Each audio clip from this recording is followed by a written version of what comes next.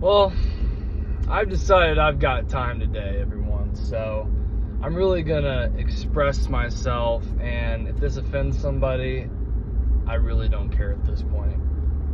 Coal tar sealer is an awful chemical. It's full of lots of toxins.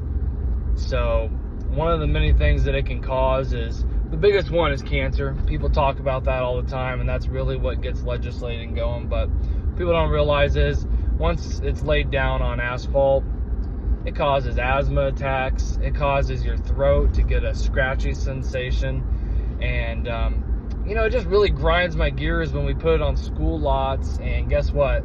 Those band kids on that, they're dealing with it every day being out there on that asphalt.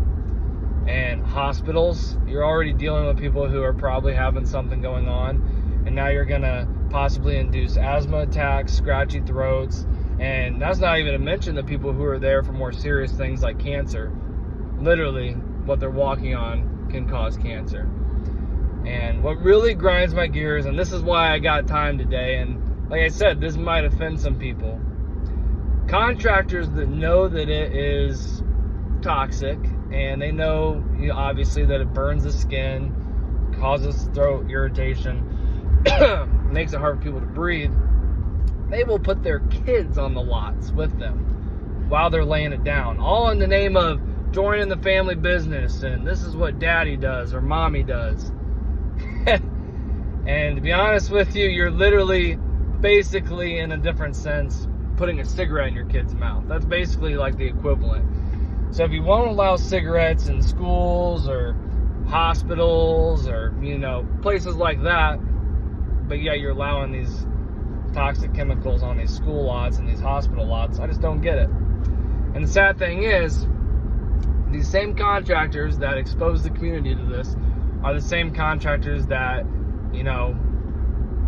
hate the fact that it burns their skin, hates the fact that they have to wear masks when they lay it down. And some guys don't. But there's a lot of statistics coming out basically that a lot of these guys who apply coal tar end up getting cancer later in life. And, people know the risks, but they don't care because they're just trying to make a buck. Now, what the public needs to know is, not just my product, Brewer Coat, Sealmaster, Naira, they all have products that are not as toxic to people.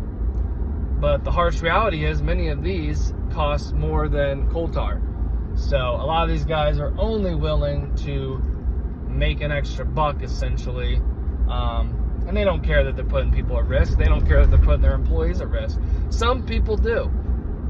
Some people are willing to pay a little bit more to get these other products, and, kudos to them. And, the biggest thing is, these products don't last as long as coal tar. Well, many of the products last very similar to them. And on top of that, the main thing we should be focusing on is people are being subjected to these chemicals without even knowing about it.